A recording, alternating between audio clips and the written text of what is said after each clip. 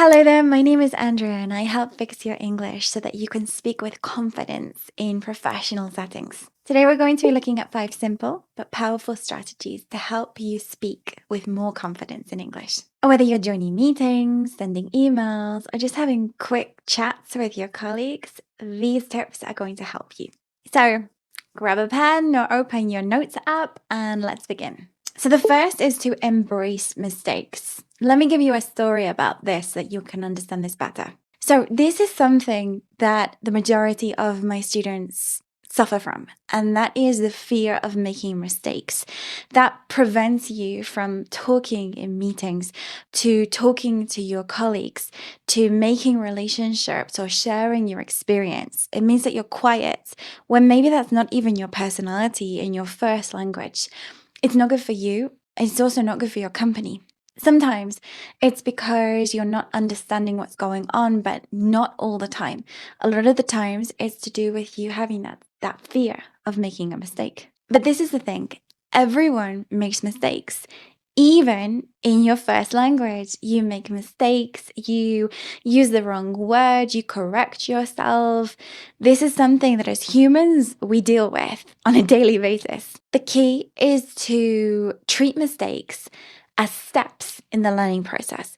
Every time you make a mistake and change that mistake, you've improved your English, and that's good. If you don't make mistakes, then you can't see what you need to improve on. So let's say that you want to give your opinion on something, but you worry about the grammar and you worry about the vocabulary. That's okay. But you need to have a phrase that helps you to transition into those phrases. For example, I think one solution might be, and then you tell them what it could be. Maybe we can try. Again, you fill in the rest.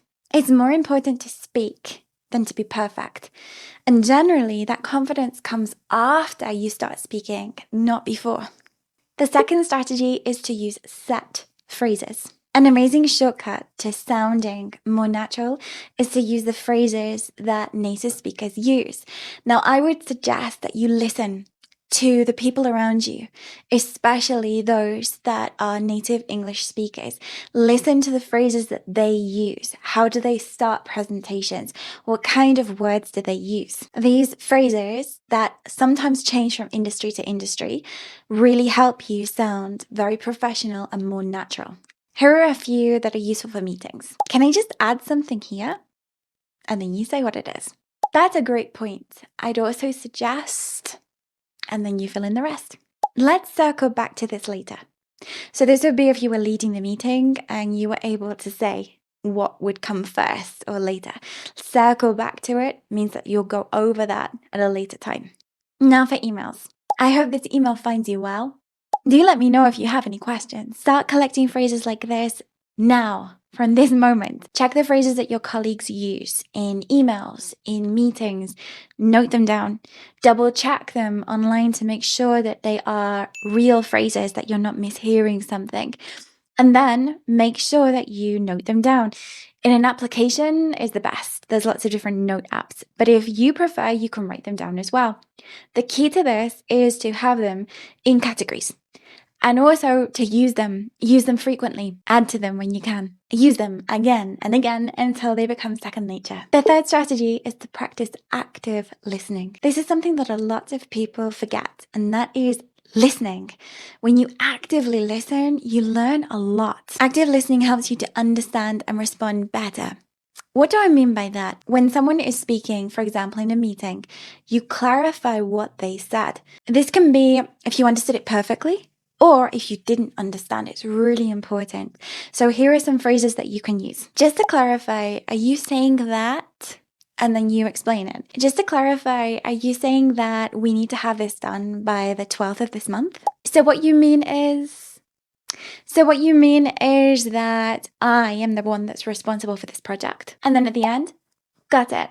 Thanks for explaining. Try to practice this. When you're watching something in English, you can pause the video and you can ask a question. So you listen to some dialogue, you pause it and you say, are you saying that? It's very good for your professional life. The fourth strategy is to ask for feedback. Feedback is a goldmine because it helps you to see the blind spots that you have. the errors that you're making. Let's say that your colleague is a native speaker. After a meeting, you could ask them, hey, do you mind telling me if I sounded clear in the meeting? Do you think I explained about well? Was there anything I could do to improve my email? You need to be open to changing those mistakes, but it's very useful. One of my students, let's call him David, did this. So at the end of the meeting, he had a colleague that he was very friendly with, and he would ask, he would say, hey, did it sound okay? Did I explain that very well? At first it was scary, but after a few weeks, he realized that people respected him more for asking, and his English was improving dramatically. Remember that professionals give and receive feedback.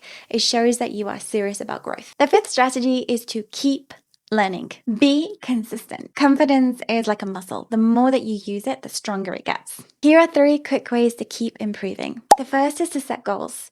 You probably do this already in your professional life, but try to do it specifically about English. For example, this week I will speak once in every team meeting. And then make it more difficult. Shadowing. Listen to what native speakers, and I would say in your field, say. Repeat what they say. Write down those words. Do it until it feels natural.